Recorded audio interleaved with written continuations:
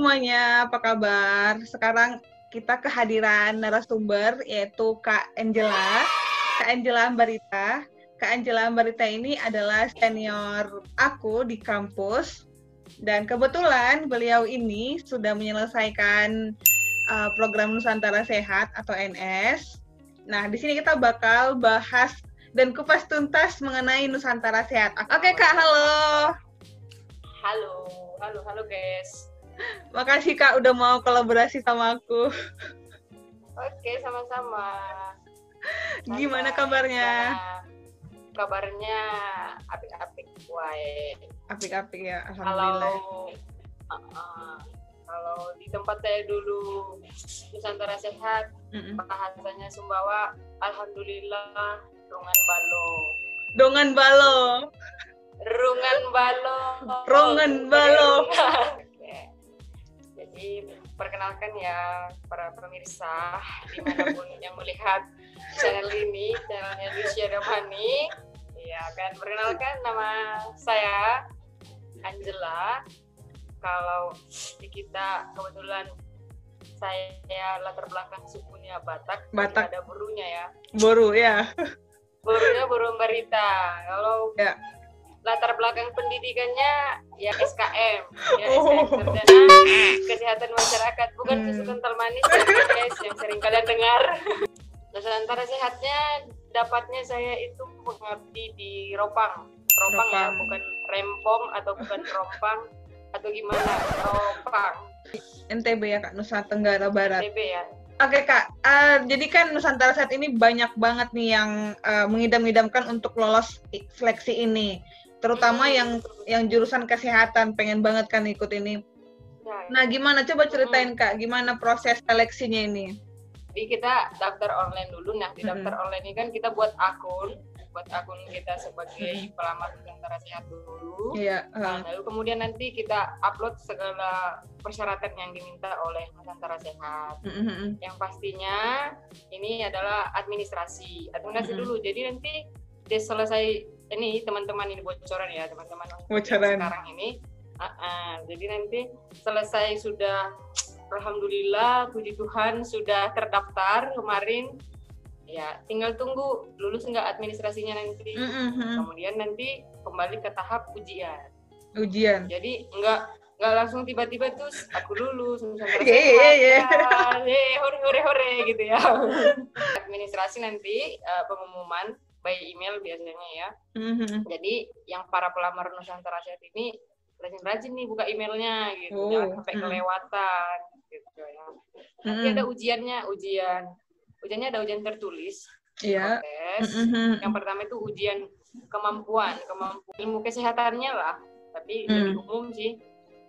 Ya kalau bocoran sih untuk teman-teman yang jurusan kedokteran, farmasi, perawat ya kan, agak-agak banyak belajar promkes aja. Oke. Jadi materi promkes aja yang dipelajari. Dapat pasti nggak ada ditanya masalah obat gitu ya. Bahkan yang ada kebijakan kesehatan gitu. Bahkan yang kedokteran juga gitu Kak, bener? Gimana? Yang kedokteran juga pelajaran itu gitu ya? Iya. Sama semua soalnya? Ujiannya sama. Oh gitu, maupun dokter, bidan, perawat sama? Oh iya. Gitu. Sama. Jadi nggak ada perbedaan antara materi soal untuk kedokteran, untuk perawat, untuk bidan, sama ya teman-teman. Berarti nanti ujian itu dulu. Setelah itu baru nanti ujian ada namanya psikologi. Wah, psikologi. Jadi teman-teman harus dipastikan psikologi kejiwaannya masuk Nusantara Sehat itu harus baik. Psikologi, kemudian ada wawancara ya. Wawancara langsung sama pihak penyelenggara panitia Nusantara Sehat ujiannya. Setelah itu nanti ada seperti kayak diskusi kelompok ya. FGD. Untuk pemecahan, ya FGD untuk pemecahan masalah. Itu sih. Nggak ribet. Ya, menguras tenaga dan pikiran. Sedikit sulit lah ya, harus ada perjuangannya juga. Setelah itu Kak, misalnya nih udah lolos administrasi, udah lolos semua itu FGD segala macam, setelah itu lulus apa yang selanjutnya? Apakah langsung penempatan atau gimana, ada pembekalannya? Oh, bukan. Ini kan kebetulan yang buka kemarin kan itu Nusantara Sehat base yang tim ya. Karena Nusantara Sehat itu sejauh ini kan ada yang individu, teman-teman. Oh gitu. Jadi kalau yang tutup tanggal 7 kemarin itu dia base-nya tim. Jadi teman-teman akan ya kalau nanti rezekinya lulus itu ada timnya, jadi ada terdiri dari dokter di dalam, ada perawatnya, ada bidannya, ada SKM-nya, ada ahli gizinya, ada laboratoriumnya seperti itu. Jadi nanti kan kalau sudah lulus selesai semua tahapan sampai ke wawancara, sampai diskusi kelompok, nanti tunggu lagi pengumumannya lewat email lagi. Baru pemanggilan. Jadi pemanggilan. Ada pemanggilan untuk bergabung. Jadi ada pelatihannya. Kalau Nusantara Sehat itu ada seperti latihan bela negaranya, ada diklatnya juga ada untuk itu, peningkatan kapasitas ilmu-ilmu kesehatan. Kayak pembekalan gitu ya, Kak? Betul. Pembekalannya berapa lama? Kalau tim itu 40 hari ya. Lama juga ya? Ya, 40 hari kita guling-guling bersama, ya begitulah, cium-cium tanah Indonesia. Harusnya cinta tanah air ya.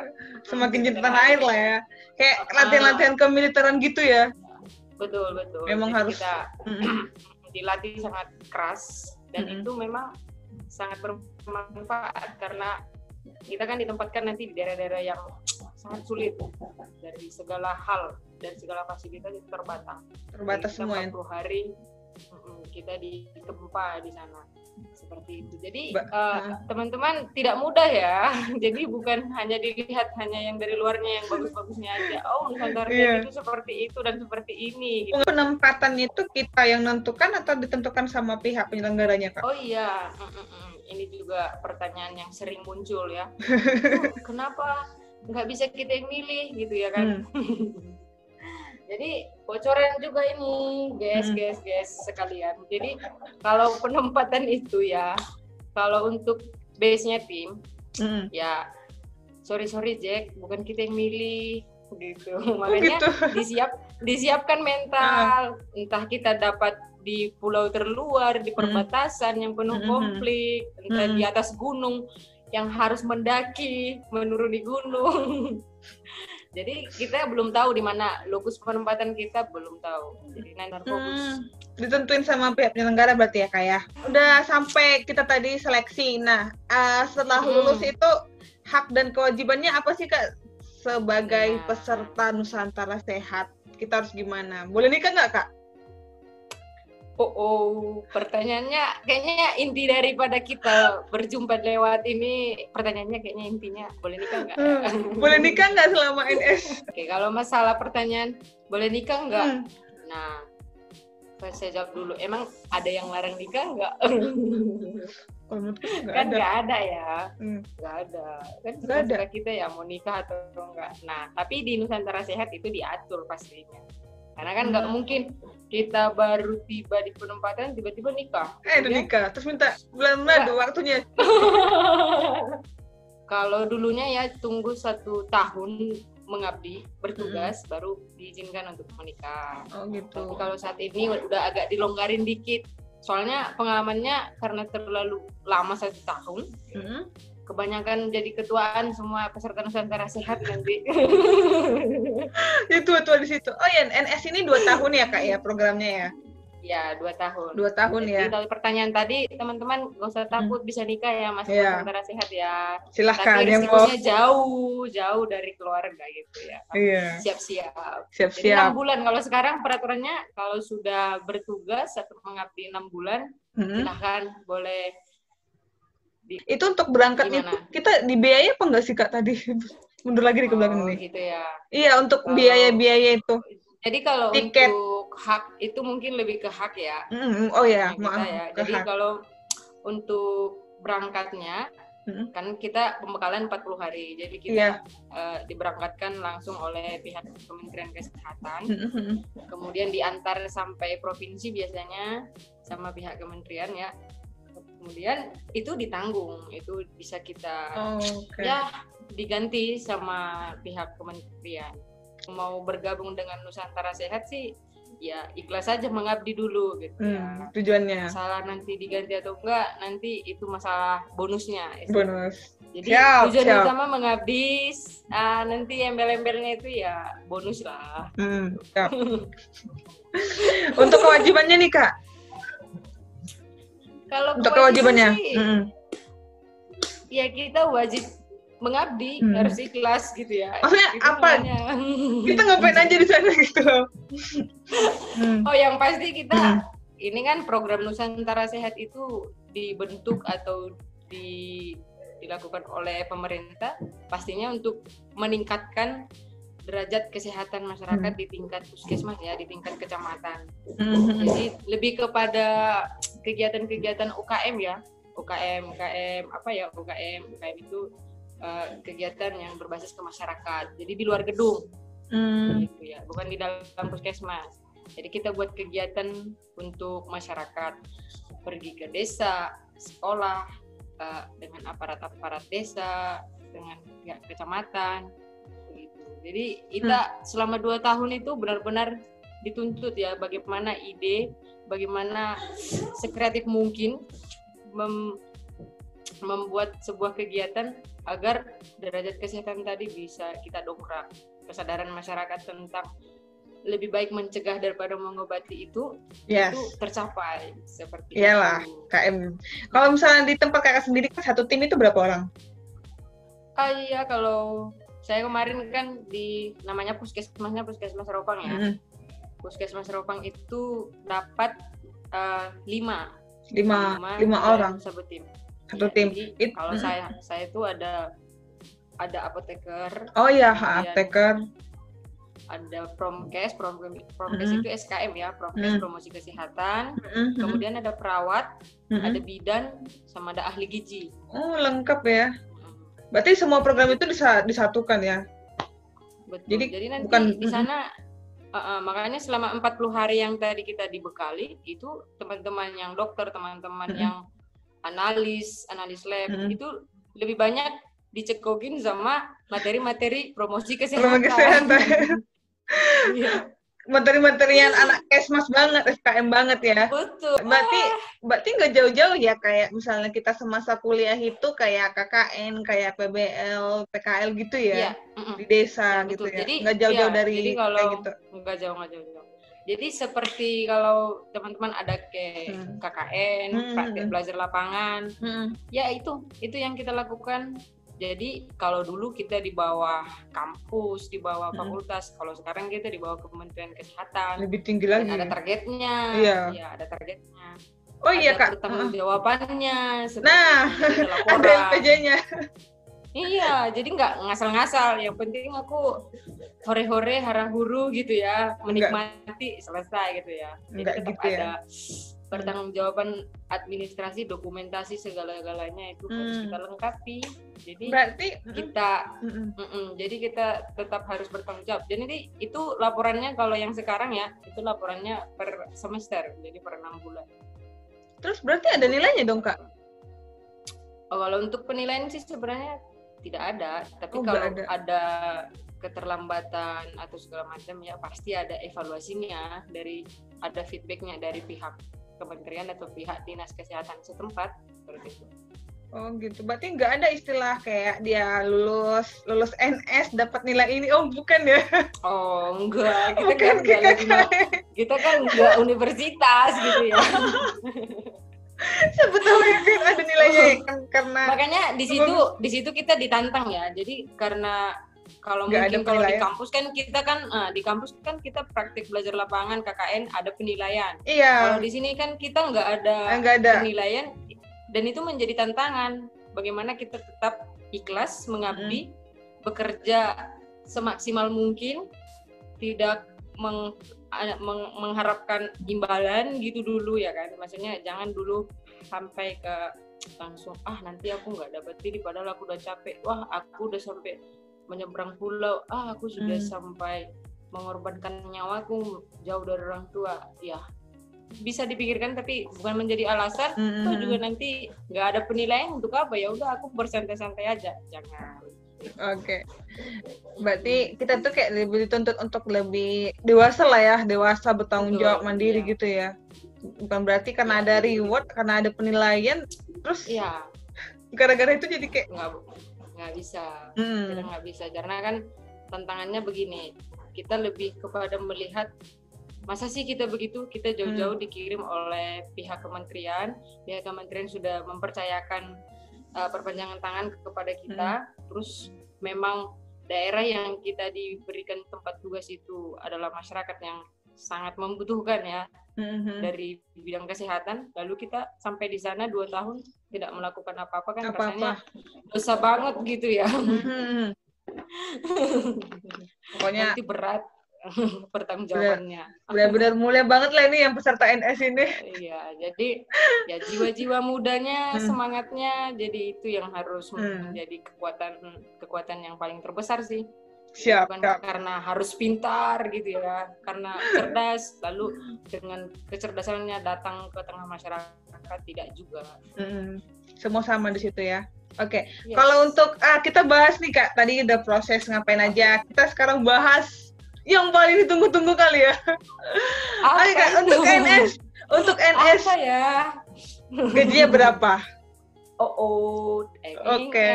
Ini bukan sekedar pengabdian. Ini bukan sekedar pengabdian, berarti ada juga reward ya. Untuk NS itu dapat gaji atau enggak? Yang pasti teman-teman, kita kan dari pihak kementerian dapat gaji langsung dari kementerian. Sip, mantap.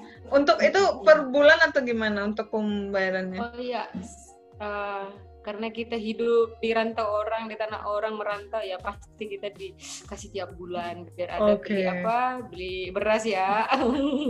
Biaya hidup ya. Itu berapa Kak? Berapa gajinya? Tetap harus ke sini arahnya ya. It's okay, nominalnya saja. Nominal sama aja nominalnya. Agak gimana gitu. Kalau di NTB ini ya sekitar berapa di sana? Jadi kalau Nusantara Sehat itu ya sedikit bocoran, itu nggak ada per provinsi, jadi itu mengikuti dari kementerian. Ya kan? Sama. Jadi seluruh Indonesia itu sama. Tapi itu kan ya, tapi alhamdulillah puji Tuhan bisa beli tanah. Bagi yang bisa silakan. Jadi kalau teman-teman bisa berhemat ya mungkin bisa, tapi kalau seperti yang tidak bisa, bukan nggak berhemat ya, jadi dia mengeksplor segala yang ada saat kesempatan 2 tahun ya mungkin tidak bisa, jadi tergantung ke orangnya lagi gitu.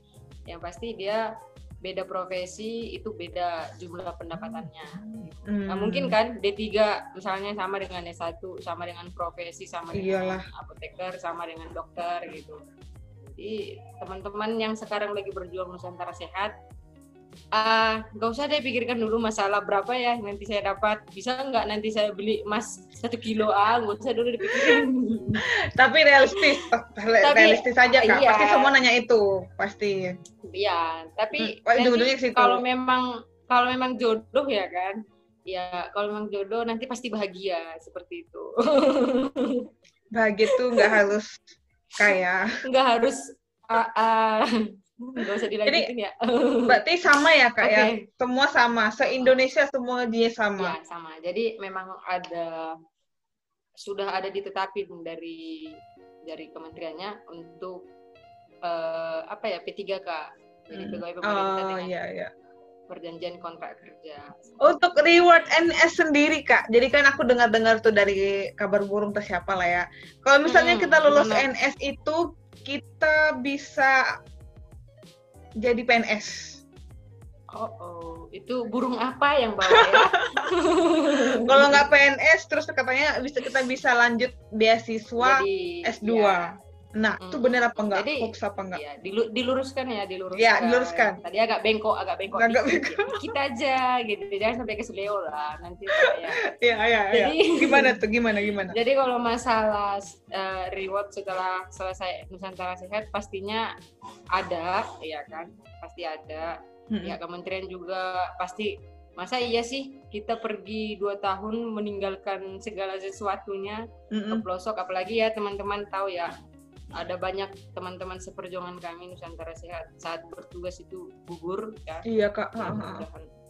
Seperti yang di Kepulauan Riau kemarin ya, yang tenggelam kapalnya, yang tiba-tiba saat hamil juga yang meninggal ya. Itu separah itu tantangannya dan risikonya separah itu. Ada yang sampai harus kemarin perjalanannya karena susah, mobilnya kebalik, jadi rusuknya agak sedikit patah, jadi perlu operasi sama kepala. Nah itu banyak cerita teman-teman kalau bergabung dengan Nusantara Sehat.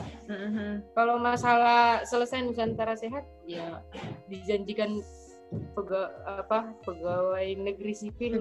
Wow. Kalau gitu semua kita ayo berlomba-lomba jadi Nusantara Sehat kan gitu. Nah, tidak. Jadi kalau untuk jadi PNS tidak. Tapi kalau untuk mendapatkan peluang beasiswa itu ada. Kayaknya kalau sekarang kayaknya bisa jadi untuk melanjutkan S3 juga kayaknya sepertinya yang terbaru ya. Jadi kalau misalnya teman-teman nih melamar Nusantara Sehat S1 ya, ternyata kan sebelum masuk Nusantara Sehat dia udah S2 gitu ya. Nah, nanti mungkin bisa diurus yang S2-nya dia lanjutin S3-nya. Itu program baru sekarang. Tapi yang pasti harus linear ya. Untuk beasiswa, untuk dapatkan beasiswa tapi tetap harus ada ikut ujian juga kan, tetap ikut prosedurnya. Ya, jadi kita mengikuti prosedurnya kampus yang kita lamar. Jadi tapi ada keistimewaan ya. Kita lamar UGM. Nanti kalau kita ikut seperti biasa, jalur reguler ujian segala macam. Kalau udah lulus, baru nanti kita hubungi ke pihak Kementerian Kesehatan, lengkapi semua administrasinya. Nanti pihak Kementerian Kesehatan yang berurusan dengan kampus lalu membayarkan segala biaya seperti itu. Tapi yang kita nggak apply S2 tetap ujian juga. Terus bedanya apa gitu dengan peserta NS gitu? Bedanya ya sama-sama. Bedanya kita biaya kuliahnya dibiayai sama Kementerian Kesehatan sama pemerintah yang lain bayar sendiri. Gitu. Pasti semua yang apply S2 kah atau ada persyaratannya Kak? Yang pasti ada verifikasi sama pihak Kementerian Kesehatan nanti. Nah ya kalau intinya tetap berjuang, banyak berdoa agar di waktu tahap verifikasi langsung otomatis lulus gitu ya. Siapa sih yang nggak mau otomatis lulus? Nah itu kriterianya dapat dari mana? Siapa yang nentuin gitu? Verifikasi kita layak untuk dapatkan beasiswa? Kalau masalah itu ya itu ada bagian departemen tersendiri di pihak Kementerian Kesehatan untuk menangani masalah itu. Kebetulan kan saya belum sampai situ untuk beasiswanya, tapi ada beberapa teman yang mengambil beasiswa itu. Ketika kita diskusi, coba sharing ya seperti itu ya, dan alhamdulillah ya puji Tuhan semua teman-teman yang mengambil lanjut beasiswanya lulus sih, sejauh ini tidak ada yang tidak lulus. Oh gitu. Ada rencana untuk lanjut S2? Sejauh ini sih masih rencana selalu ada. Tahu bagaimana seperti itu. Berarti ada rencana ke depannya untuk ambil kesempatan itu. Iya, betul. Jadi kesempatannya itu harus selalu disempatkan, diambil gitu. Pikir kakak bakal bilang apa gitu kan, sempatkan. Menarik itu ya. Ada kesan menarik nggak? Ini pertanyaannya butuh jawaban selama 2 tahun menceritakannya. Iya. Karena 2 tahun mengabdi, jadi kita harus 2 tahun menceritakan ulang seperti itu. Berarti ini lebih nanti 1 jam. Jadi pemirsa ya kan, para guest-guestnya Lucia Damalik ini. Kalau yang menarik itu yang banyak yang menarik. Karena Tapi sih tergantung ke pribadinya kita lagi ya, apakah memang, apalagi kalau memang dasar orangnya jiwanya petualang, suka bepergian, kemudian suka tantangan, ini sungguh sangat-sangat kesempatan yang sangat menarik gitu ya. Karena gini, contohnya yang menjadi menarik adalah lokus atau tempat-tempat kita bertugas sebagai Nusantara Sehat itu rata-rata itu sinyalnya susah, ya kan? Sinyal telepon, ini sinyal telepon ya, bukan sinyal internet. Sinyal telepon itu aja susah. Sinyal internet juga. Apalagi internet. Bagaimana lagi? Iya. Kemudian akses listriknya lagi. Kalau di orang kota kan mati listrik sebentar aja sudah ribut. Kalau di sana hidup listrik lama, nah itu baru menjadi ribut. Lama ya hidup listriknya gitu. Harusnya udah mati listriknya. Jadi di sana rata-rata ada yang masih listriknya 12 jam, ada bahkan yang belum masuk listrik di beberapa desa. Kalau di pegunungan rata-rata itu masih tanah ya. Masih tanah yang dikeraskan. Jadi tanah liat. Jadi coba dibayangkan teman-teman kalau tanah dikeraskan musim kemarau banyak abunya licin. Licin ya. Terus kalau musim hujan banyak lumpurnya licin, jadi tidak ada baiknya gitu. Kamu serba salah semuanya guys. Nggak ada bagusnya guys. Jadi ya dinikmati aja abu-abunya guys, lumpur-lumpurnya. Jadi kita mau ke Posyandu, kita mandi lumpur dulu, main-main lumpur dulu sambil bawa box vaksin untuk imunisasi ya. Kita untung vaksinnya nggak ikut kita lumpurin gitu ya. Terjatuh dari sepeda motor itu sudah hal-hal yang wajar lah. Udah biasa, kalau sakit-sakit sedikit udah biasa. Ya pokoknya jadinya itu semuanya menarik. Apalagi kita kan disatukan di dalam sebuah tim ya untuk mengelola kegiatan itu. Menyatukan karakter lagi gitu ya. Kemudian yang berbeda. Ya wajar lah ya kan, manusia saling berbeda pendapat gitu. Walaupun ujung-ujungnya tetap satu itu sih, juga satu. Tetap damai sih itu menarik teman-teman. Kita punya teman dari seluruh Nusantara gitu kan, contohnya satu tim kita nggak ada yang satu daerah, beda-beda pulau. Yang paling menarik lagi kalau kita pergi buat kegiatannya seperti kegiatan-kegiatan inovasi, kita harus menyesuaikan dengan karakter masyarakat gitu ya. Jadi nggak cukup hanya modal pintar, modal cerdas, modal aku tahu kok teori Heil Bloom, teori ini enggak usah yang gitu-gitu amat gitu loh. Pengertian kesehatan sehat secara jasmani rohani. Nggak usah. Memang di kampung orang itu kalau pendatang ya, di kampung orang lain dimanapun kampung orang biasanya kalau pendatang orang lebih welcome ya biasanya dibandingkan orang di kampung itu sendiri datang, beda dengan orang pendatang gitu. Jadi itu juga menjadi hal yang menarik karena apa? Kita merasa tersanjung sama masyarakat setempat. Kalau kita datang kan, wah mereka menganggap sudah datang yang sesuatu gitu, padahal kita orang biasa. Gitu. Jadi mereka berpikir kita itu udah utusan dari mana gitu ya. Nah itu menjadi satu sisi itu kan menjadi sesuatu yang membuat kita terlena, tapi satu sisi itu menjadi tantangan karena kita harus dituntut menjadi lebih baik, menjadi role model di tengah-tengah masyarakat. Pesan saya untuk siapapun para pemuda yang latar belakang kesehatan, kalau mau bergabung dengan Nusantara Sehat, saya acungi jempol, silahkan bergabung. Siap. Oke Kak, jadi kita udah banyak banget bahas. Mulai dari seleksi, terus ngapain aja di sana, hak dan kewajibannya, rewardnya, dan hal-hal menarik selama Nusantara Sehat. Thank you so much Kak, aku rasa ini ilmunya sangat bermanfaat buat teman-teman semua. Terima kasih Kak sudah mau kolaborasi, semoga sukses ke depan, semoga segala rencananya dilancarkan. Amin. Rencana apapun itu, rencana apapun semuanya baik-baik. Iya. Oke guys, itu dulu kali ya untuk sesi bahas tentang Nusantara Sehat kali ini. Ada lagi yang mau sampaikan? Terima kasih ya Lucia sudah diajak juga saya kolaborasi gitu dengan kesempatan yang disempatkan ini kan. Kakak juga makasih banyak loh. Oke. Oke guys, thank you for watching. Jangan lupa like, comment, and subscribe. Bye-bye. Bye.